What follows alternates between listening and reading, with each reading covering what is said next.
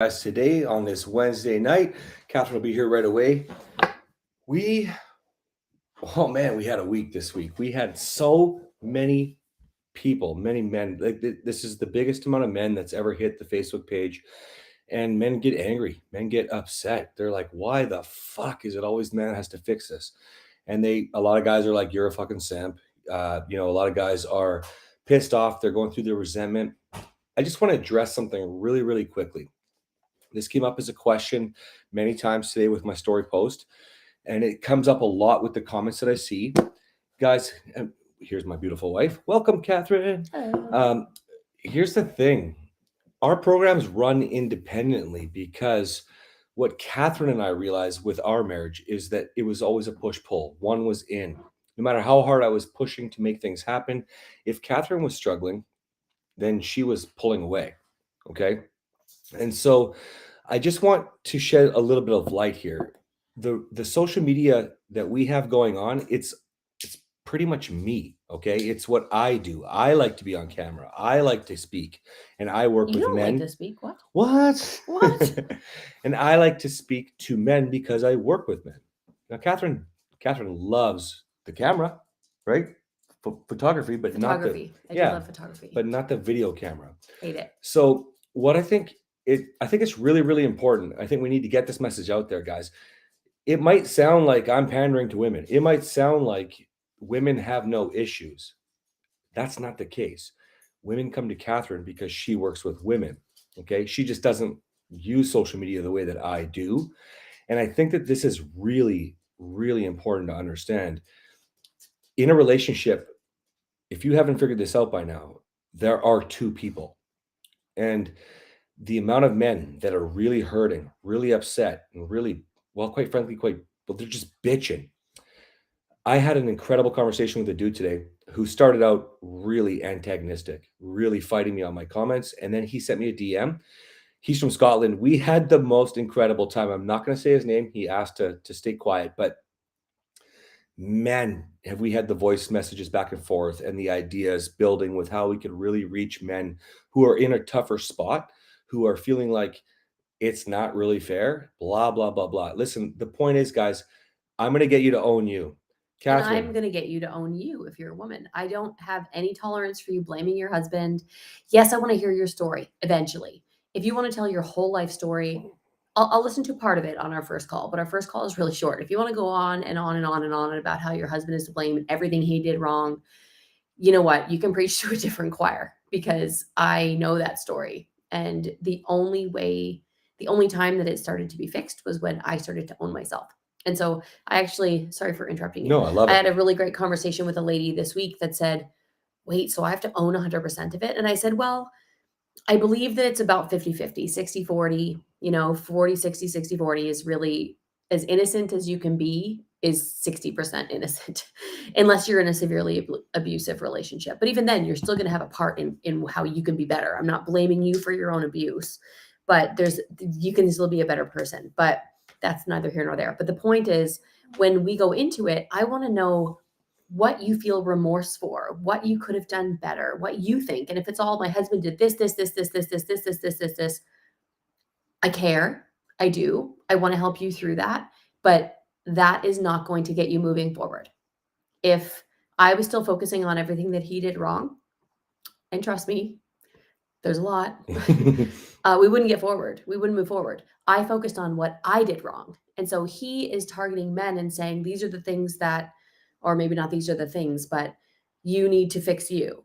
And the other side of the equation is me telling women, I care what your husband did, but that's not what I want to talk about right now. I want to talk about how you can be better. I want to talk about how you can be a better woman. I want to talk about how you can own part of what your husband did wrong, because sometimes he's responding and reacting to you. Even though it might be like he had an anger problem, has an anger problem, but it's under control. You don't just get over anger. He did get over it as much as I think you probably can. Yeah, but I have But to it's think still, about it's it a every struggle, single right? day. Right. And so, yeah, so he has an anger problem. And but I don't need to exacerbate that. I could say things. I could have him blow up. If I wanted to see him blow up, I could do it. It'd be pretty easy. I could do it. But I don't, because I want to own that I can be a better person and a better partner. and help him from blowing up. Like, why would I want to put him in that position? I love him. He's my best friend. So yeah, he gets a lot of like simp comments, pandering to women, because why is it always the man's fault? It's not. I'm on the other side of the equation telling women, you better own you and you better figure out what you did to make your husband do that. Can I interrupt and ask a question? So let's think about this. Let's use an example. So one of the reels that's going massively viral right now is like, she's not using sex as a weapon. If you were flirting all day long, everything's going great. And we talked about this a little bit last week too, but it's just the comments this week. But you yelled. I don't really give a shit what your response is about how she's using sex as a weapon. Are you proud of a person? Are you proud to be a man that yells? You should not be. You get nothing in life. If you yelled at your boss and said, "I'm fucking awesome. I work so fucking hard. Give me a raise." Don't wake up Riddick. You're not getting. Riddick slept through the night last night, guys. She does for this the every first week. time in like about a year. Are you proud to be that person that's yelling? Like, you shouldn't be. Your boss isn't giving you a raise. The lady at the supermarket's not checking out your groceries and being happy and smiling at you when you're yelling. Like, come on, man. And I think that men get really off put. They're really upset because no, she is using sex as a weapon. But if you look at the facts, if yelling doesn't make anybody happy in life, why would yelling make your wife horny? Right? So own you. That's it. That's all I'm saying. I'm not saying that you have to fix it. Maybe she is. Maybe you are a woman and you're watching this and you kind of do use sex as a weapon. I'm not saying that doesn't happen. All I'm saying when I put out a reel is, are you proud of who you are? Because that doesn't make me proud. As an ex-yeller, as somebody who screamed all the time, I'm telling you right fucking now, that doesn't make me proud. Right? So Kathryn would then look at that differently, and she would then add to that, and she would say, "Okay, well, I recognize that Cass has a problem with yelling.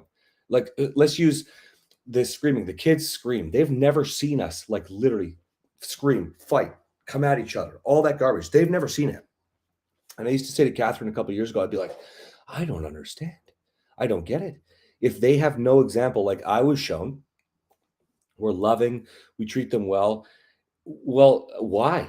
Why?" And it would trigger me. It would make me so angry and so frustrated. Like, what the, like, just ask me for the water. I'll give them the water. Like, why are you screaming at me saying, "I need water"? Ah!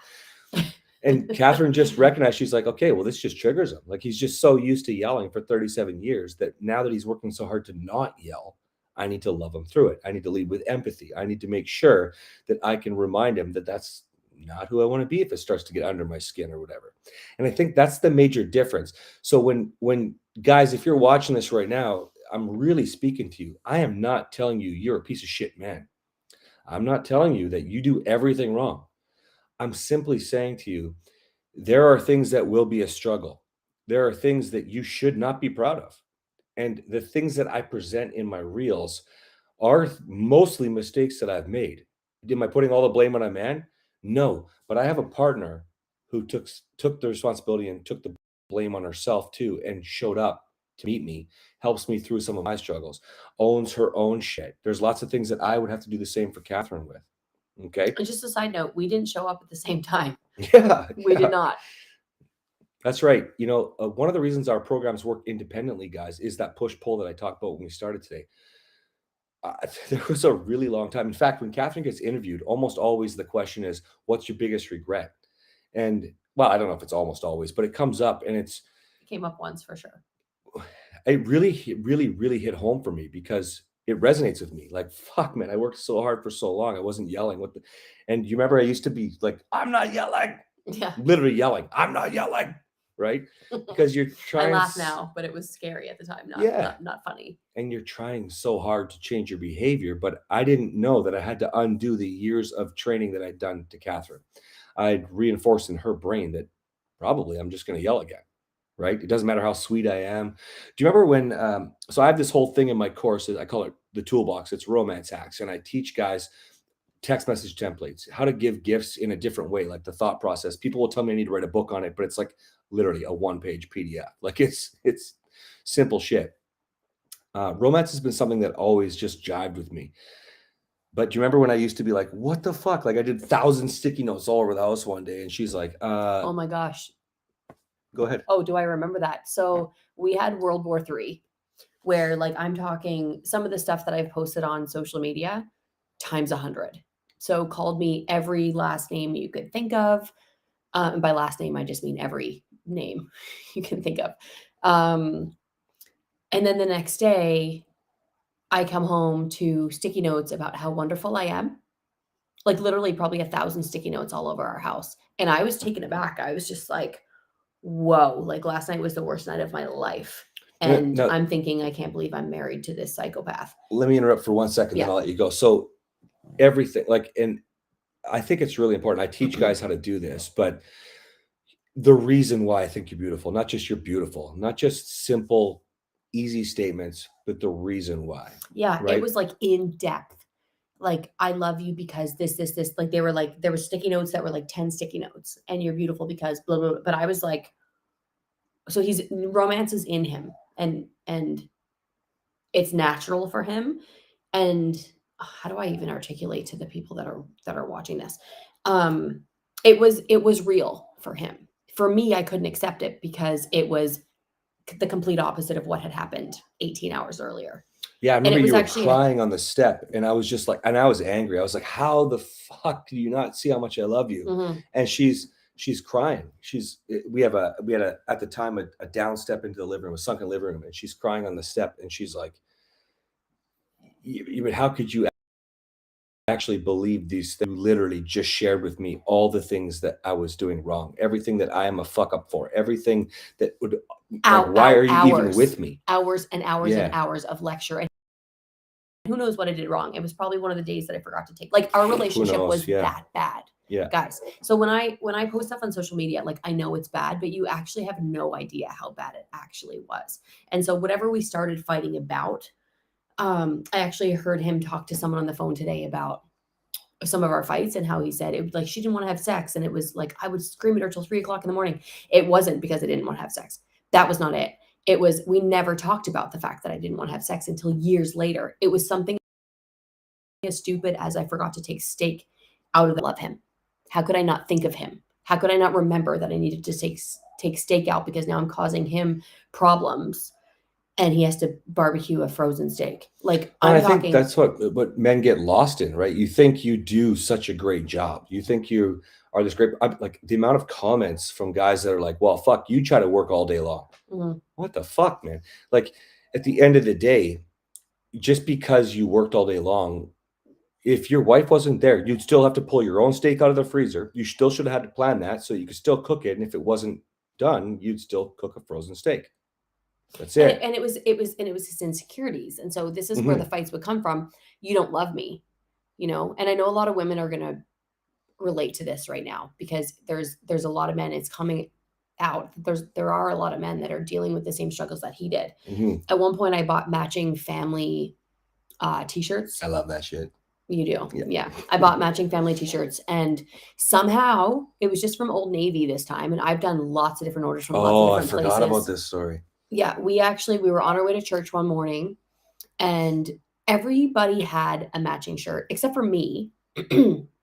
I ordered one for him, and apparently the color didn't come. I didn't get one for myself. Um, we'll answer that in a We'll second. get to that in a sec. Oh, hi, Angela. That's Angela, our Australian. Hi, Angela. Anyway, yeah, we had to turn around before we even got to church because he was screaming so bad in the vehicle, and he was like, "I can't go to church like this. I can't believe you didn't order me a shirt." And I was like, "I'm actually the only one that didn't get the matching shirt. You know, you there is one where it came from. You didn't think of me. You never think of me." And it was like, I'm not joking when I say forgot to take steaks out of the freezer. Ordered him a shirt, but it didn't come in. I'm the one that didn't get one. And like, we could go through lots of examples, but the reason I'm saying this is because somebody out there needs to hear that the fights are not actually about sex. The fights are about something other than sex, and it's all about him not feeling loved. Yeah, we put it in our brain and we present it like sex, which is why a lot of Because I was women. having sex sometimes 3 times a day at that point. That's right. Yeah, and I So it think wasn't about not having sex. I think a lot of guys. I'm on calls every single day with men that like I know, like if a guy calls me, if a guy books a call with me, he doesn't want to just blow his load. He loves his wife. That's it. I don't deal with guys who don't love their wife. It's like 3 times in a year that I've had somebody who's a real douchebag. I get douchebags, but those calls don't happen, right? Excuse me. So we present it in a way that makes you feel that we just want to blow our load, like you're just a masturbation device, a sex doll. But it digs deep. It goes into these insecurities. And so, somebody, I can't see your It name. gets deep enough. It's the "you don't love me" thing. Yeah, So yeah, I forgot to exactly. take steaks out of the freezer. You don't love me. Like what? So, somebody said, how did you figure out it was the Movie. insecurities? I know, baby. I'd like to answer that one. Yeah. Okay. Yeah. Go I ahead. know I'm talking a lot. No, go. Stealing your spotlight tonight. Nah, go. I'll share your spotlight. How about that? Okay. Okay. So I've been on this one, but my memory of this is there was 2 stories. The toilet story where I cleaned the Oh, yeah. toilet and I left the seat up because I just bleached the toilet. And then I didn't know how to work the thermostat. Like I didn't know how to work it and I didn't care to learn how to work it. But then one day I had to change the thermostat. And so, I'm not a stupid woman. Like he jokes I have Nope. 5 degrees. I don't have 5 degrees. I have a few degrees, but I don't have 5. One of them's a master's degree. Like I'm not dumb. Anyway, so I went to the thermostat and it was cold. So I had to turn up the heat. So I had to figure out how to use the thermostat. So he came home and the heat was changed. So he assumed both of these times the toilet seat was up, it was bleached, it was clean. Why was the toilet seat up? Well, obviously I was cleaning it. And there was another time too where I was following you and I didn't get to the gym in time. And so we ended up like these little things, little tiny things always led to him accusing me of cheating. And he will say, and if one of us was cheating, with all the popularity we've been on social media, someone would be like, "Hey, slept with your husband. Slept with your That's true. I never slept with your wife." Like we're not cheating. There's not a disloyal bone in either of our bodies, thank goodness, because I'll kill you. Anyway, no, she won't kill you. No, I won't. She'll harm you though. Yeah. Yeah. I don't know if that's I'll allowed cut a either. bitch. I don't know. I will cut a bitch. No, I won't. But you get my point. We're loyal. And so anyway, it came up that he was always accusing me of cheating because of these little things. And so it came down to the code word that I said, you have to tell me so I can walk you through these things. Before you accuse me, you have to give me the opportunity to answer why the house is 23 degrees instead of 21. Give me the opportunity to tell you why that is the case. Give me the opportunity to tell you why I cleaned the toilet because your little boy peed all over. Let me explain a little bit more because they're dissonant. So somehow in my brain with the insecurities, so if the toilet seat was up, a man was probably clearly was in the house. Was clearly peeing in the house because the toilet seat's up. Why would my wife have the toilet seat down? Up with a bleached toilet, but she's getting rid of all the evidence. The seat's up, but she forgot to do that that's how bad insecurities can get. And what I've learned from working with other men is it's way bigger. The insecurities just come because when you don't feel the connection from your wife, if you don't feel that she's into you, she adores you, she loves you, you don't have that confidence, then you start to build these different kinds of scenarios in your life. You start to, I guess, imagine and make the bullshit up, which is logical, which is the problem. See, men are logical. So you go, well, if the toilet seat's up, a man must have been here. Wait a minute. How do you work the thermostat? You've never done that. You ask me to do that every week.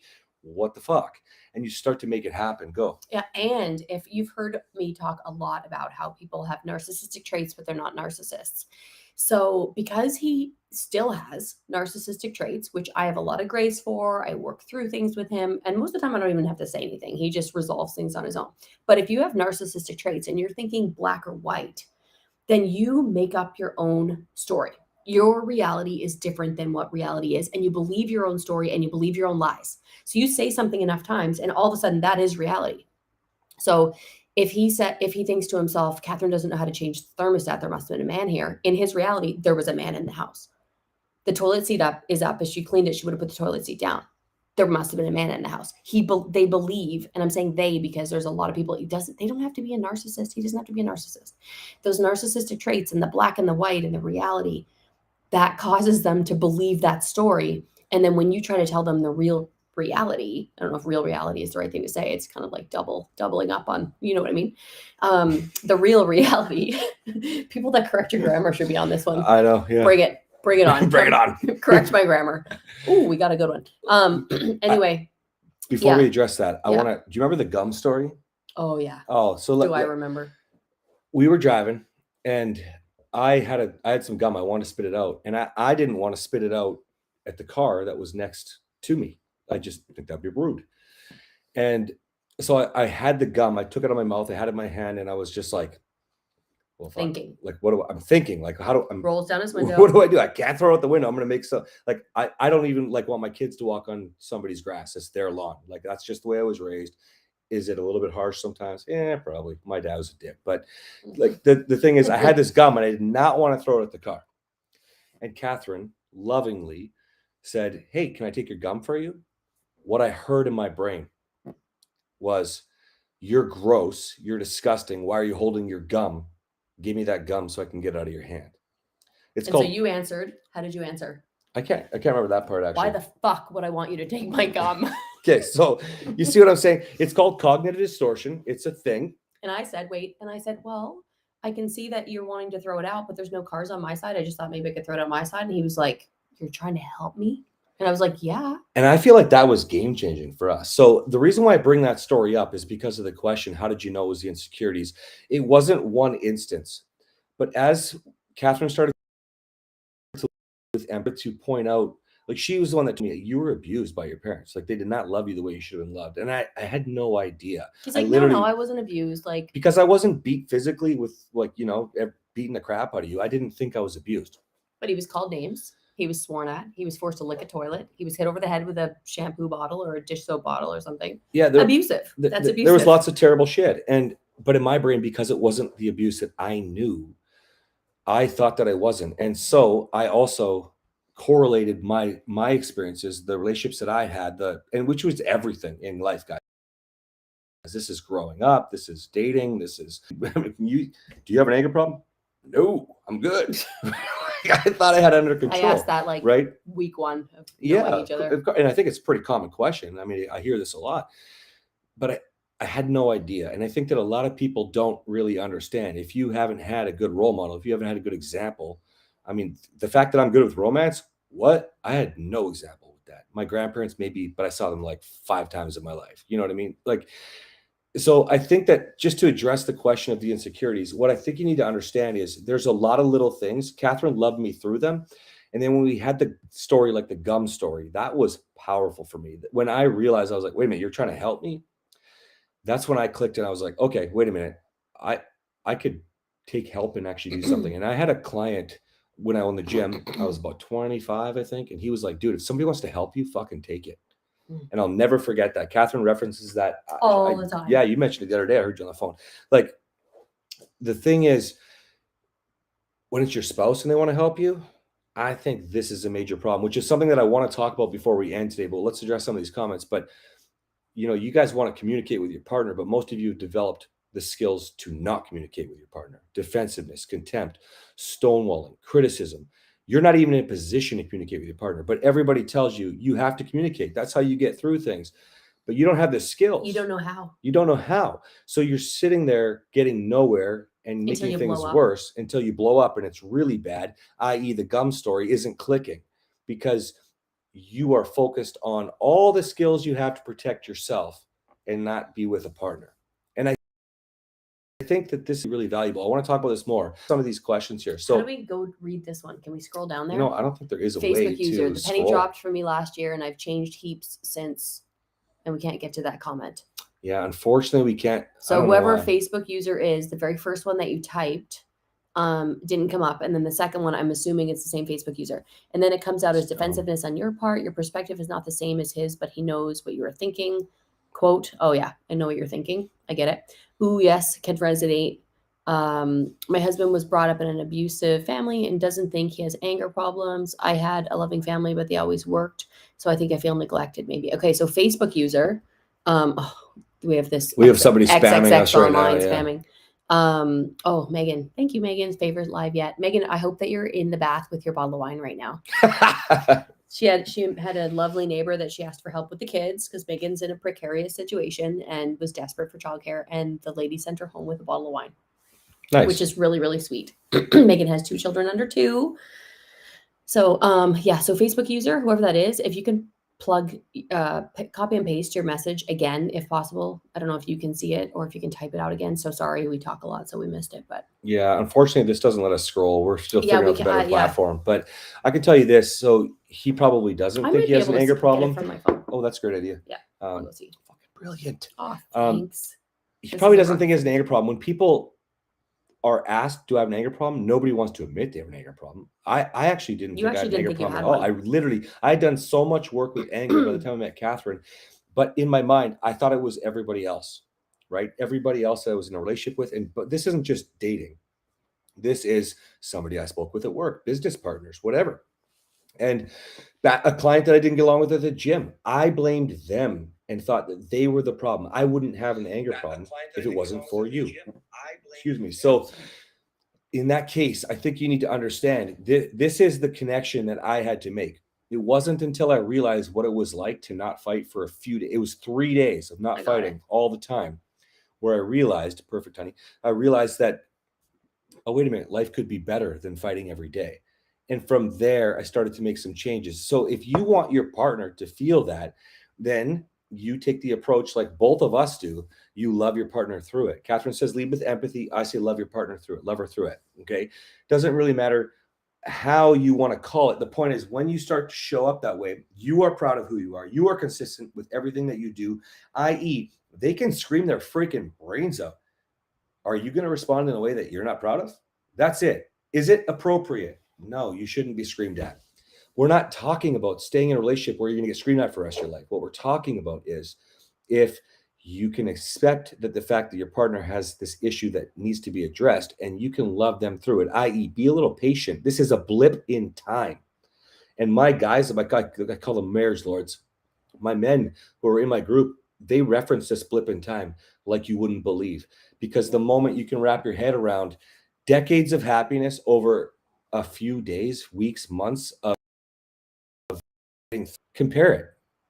Let's say it's a few months, decades. You do the math. And if you tell me if it's not worth it, then I'm going to say that you're probably not interested in saving your relationship because the time difference is a major gap there. Honey? Yeah, I did. And actually, Facebook used 2 different ladies, both of whom I've been in contact behind the scenes. Okay, so the penny dropped for me last year. Keeps you when you started typing. I don't know if I should say your name. She knows who you are. Yeah, when you said heaps, I was like, oh, it's my new Australian friend. Anyway, changed heaps since and have taken a cataract. I do own it. Still do own it. I know my fault's 100%. I forgave all of his stuff without apology. Available, and all he does now is victim mentality and doesn't take any accountability for a breakdown. Do I just keep being empathetic and try to hold space? Opens up sometimes and then bam, closes up and says he never said those things about him feeling like failure and then shifts blame. Okay, so you're saying that you took fault and that you do own it. I also owned it for a very long time, but it wasn't getting to him. So he'd say, you think you're perfect, this, and I was like, what are you talking about? Somehow I was coming across superior and like I thought I was perfect. And I was apologizing daily, basically, and living in fear of his anger. But I wasn't doing it in a way that was resonating. It wasn't until I got a coach. And once I got a coach, I was like, oh, all of this makes sense. I actually have a client right now who said the same thing. Like all of this stuff, like I've already heard all of this and I've tried to implement it. And it wasn't until Kathryn told me how to implement it this way that all of a sudden, boom, my marriage is now fixed within like 7 days. It's amazing. But anyway, I think that the way that you're describing this is I can see actually a couple of things in what you're writing that I could even correct for you with, I don't want to go into details, but let me just see. Hold on. All he does now is point the blame game. Okay. All he does isn't point the blame game. So there's still some stuff in your mind that needs to tweak. That is what I would call speaking with an absolute. That's not all he does. He's doing a lot of other things that maybe you're missing. And maybe because of the damage that he's seeing is him pointing the blame game, but you right now don't have the capacity to see the things that he's doing, and he might not be doing much. We had a really good conversation the other night, and or morning for me, night for you, and so I appreciate where you're coming from. But even just reading your message, I can see some things where your mindset needs to shift. So, do you need to, what was the question? Do you need to just being empathetic and try to hold space for him? Okay, yes. So do you need to keep being empathetic? Absolutely, but you probably need to do it in a different way. Do you need to hold space for him? But you need to do it probably in a different way. And I speak from experience because I read every book. I went to, I can't even, countless therapists, and no one was able to get through to me until I got a coach that could actually figure out how I was feeling and was able to say, okay, I understand your husband too. And my coach, what did they used to call him? Wise woman and the good man. And probably a piece of shit. No, they never said anything. I'm just the good kidding. man. I'm just kidding. The good man. They never tolerated anything like that. The good man. And so they always wanted to see the good in my husband. The husband is trying to be the good man, but you get into this mindset where you're seeing the negative. It's actually called negative thing that I teach in my coaching program, where you can't see the good, and it's actually impossible for you. And so until I had a coach to understand me and to also understand him from a distance, I couldn't do what it is I needed to do. And I am one of the most capable people that I know. I just needed someone to hold my hand and walk through with me. And that's amazing. The amazing thing, some of the people that are in my program are some of the most wonderful women I have ever met. And I wish that we were all in one town so we could go drink wine together. Like, I'm so jealous that Megan's in the bath with her bottle of wine and not on my couch with a bottle of wine. Like, so jealous of the bathtub right now. As weird as that sounds. But it really takes someone to be able to see into your life and help you with the things that you just don't know how to do. So yeah, I hope there are things that you need to do. I just think that, like, I can help you. I can. And I know your situation, you need to have a conversation with your husband, but First of all, like, I'm just like, I love it when you get on that, because I'm like, oh, goo goo gaga for you. I think you're so amazing. I just love you. Here's Usually he says, oh, start, not oh, stop it. Well, so literally the first time you've said stop it. Yeah, because start, I'm kind of done with that. Yeah, so you're over it. Okay. Over it. That brought up something for me that I thought was really important, because it goes back to what we talked about a little bit earlier with the romance, and Kathryn didn't accept the 1,000 sticky notes. It really doesn't matter how much you tell somebody you love them. If they don't hear you, you're not doing it right. That's on you. Okay. We spent a lot of time with that. And we got quite vicious with that, actually. We didn't get vicious. Okay. When I say we, I mean me. And that's why, but that's this good example. That's how my mind would work. And I couldn't hear him. You're not. And I'm like, oh, I'm not. Am I? How do I reach you, sir? I was so frustrated, because I wanted, you're telling me you love me, and I'm desperate for her to show me that. So I felt that love, but I'm literally not accepting the love. But I still think, and I was doing it wrong. I just did process telling me I was doing it wrong. Whereas where I was making mistakes, right? But that's what I really want to put out there, is that you need to own you. If you're not reaching your spouse, then it's you. Like, if you think about the 5 love languages, if you don't know it, it's incredible. I stack them. I think they're really incredible. It's a neat way to use communication, but people get lost in the communication with the 5 love languages. They think they start focusing on their own language. The day, it doesn't matter if you're in the 5 love languages, if you're reading Dale Carnegie's book, however you're doing your communication thing, if your partner doesn't hear you, then you are not communicating with them. That's it. Guys, if you don't believe me, think about whatever job you have. I don't care if you're in sales. I don't care if you're a clerk at a store. If you're not reaching your customer, that's you. That's literally every coach book, like everything. And so I don't know why it's lost when it comes to relationships. I'm not ignoring you. I'm just. Yeah, you don't ignore me. No. It gets lost for some reason in relationships, and I believe it's simple. It's because you get into those 4 communication skills we talked about earlier, which Kathryn is really profound in. Contempt and stonewall. Oh, the 4 horsemen. The 4 horsemen. Like you That's how we got out of a lot of shit, by the way. We would actually laugh our asses off, because we start to fight, and one of us would be, that's the 4 horsemen. So you don't know it, Gottman, and it's a lot of work that you've done to get certified in this stuff. But criticism, defensiveness, stonewall, and contempt.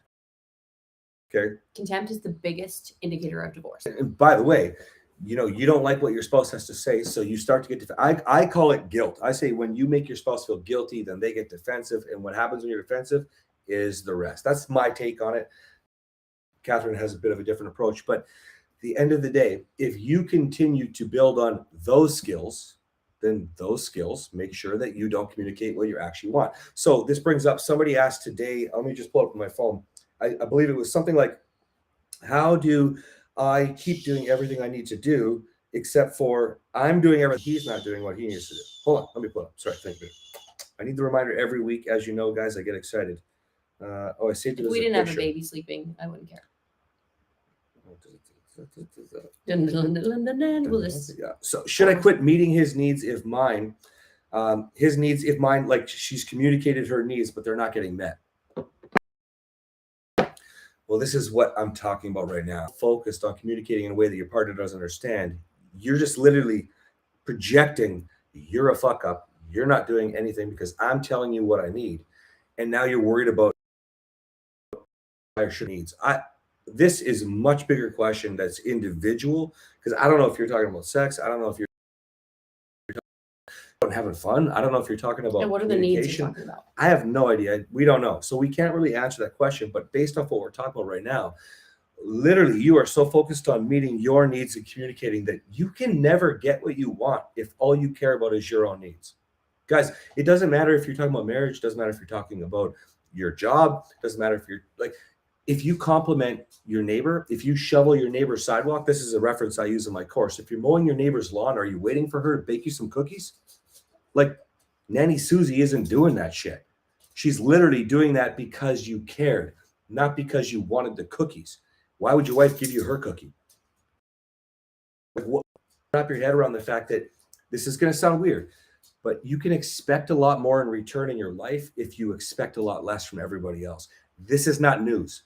This is not news. I don't care what communication book you look at. To you, and I don't mean to sound rude, but if you haven't read the book, I get it.